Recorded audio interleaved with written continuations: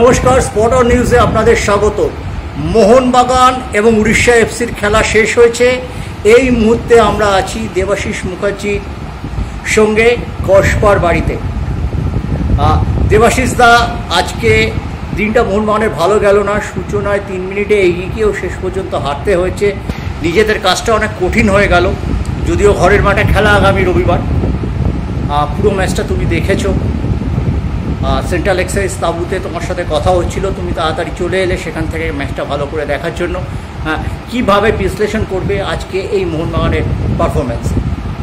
দেখো, একটা ম্যাচ দেখতে বসে শুরুতেই 3 মিনিটের মাথায় গোল পেয়ে গেল, তখন ভেবেছিলাম যে মোহনবাগানের সময়টা যাচ্ছে, যেটা লাস্ট 3টে ম্যাচ থেকে আমরা লিগের 3টে ম্যাচ থেকে দেখে এসেছিলাম যে আজকেও সেই সময়টা দেখবো, সেই মোহনবাগানের এনার্জিটা দেখবো, মোহনবাগানের সেই কম্প্যাক্ট গেমটা দেখবো। কিন্তু আমি খুব হতাশ হলাম যে মোহনবাগান আজকে যে ফুটবলটা খেললো, মানে আরও বেশি গোলে হারতে পারত।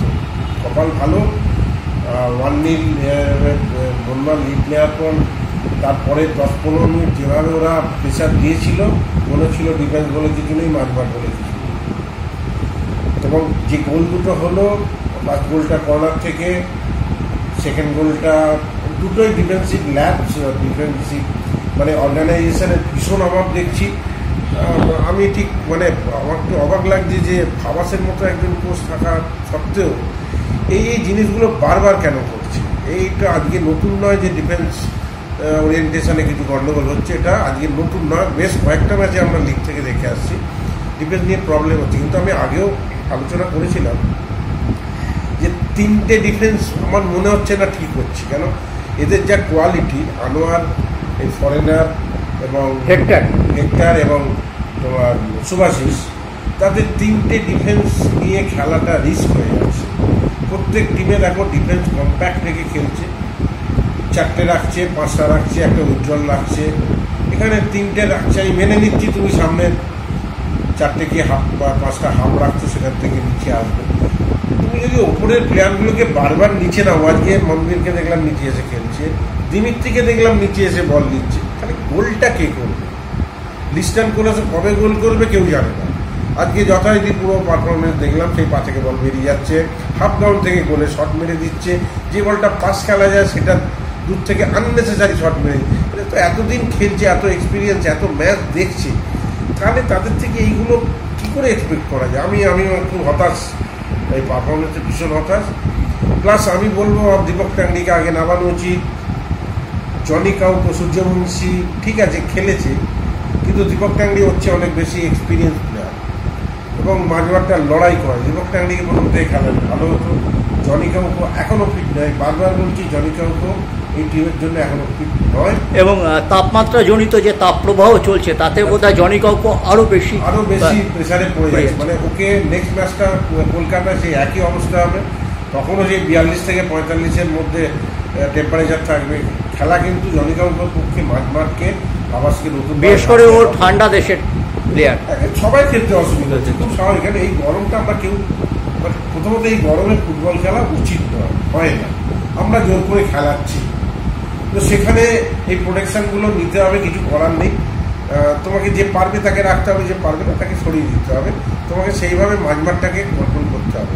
আর এরপরে 2-1 ডাউন, ওখান থেকে এসে ওদেরও এলগানো খেলবে না, দুটো ডবল ইয়েলো সাসপেনশন, লাল কার্ড। হ্যাঁ, ও নেক্সট ম্যাচ নেই। আমাদের সাদিকু নেই, একটা অসুবিধা কিছু নেই, সাদিকু কামিন্স আছে, খেলবে। কিন্তু ব্যাপার হচ্ছে যে সেটা মানে মোহনবাগান লাস্ট 15 মিনিট যেভাবে ফুটবল খেললো, মনে হলো যে ওরা যখন লাল কার্ডটা দেখে যখন সমান সমান হয়ে গেল, তখন কিন্তু আরও বেশি এনার্জেটিক হওয়া উচিত ছিল, ভেবেছিলাম। দেখো, আমরা বাইরে থেকে বলছি বটে, কিন্তু গরমে কষ্ট হচ্ছে, সব মানছি।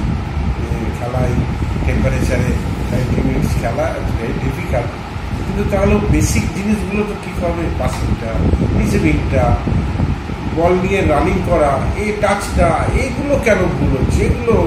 এগুলো তো গরমের জন্য হয় না। এগুলো জানি না, এই ল্যাবসগুলো করতে গিয়ে হচ্ছে, এগুলো হওয়া উচিত নয়, এগুলো চেঞ্জ করতে হবে।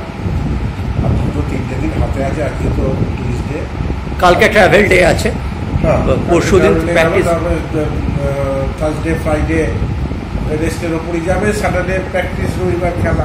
ওই বৃহস্পতিবার এবং শুক্রবার আগের দিন যদি হালকা প্র্যাকটিস ধরে নেওয়া যায়, দুটো দিন রয়েছে রেকটিফাই করা যায়। রেকটিফাই করা, দেখো এদের তো আর সেখানেও সেইভাবে কিছু নেই। এদেরকে জানি না কোচ কিভাবে এদেরকে অর্গানাইজ করবে।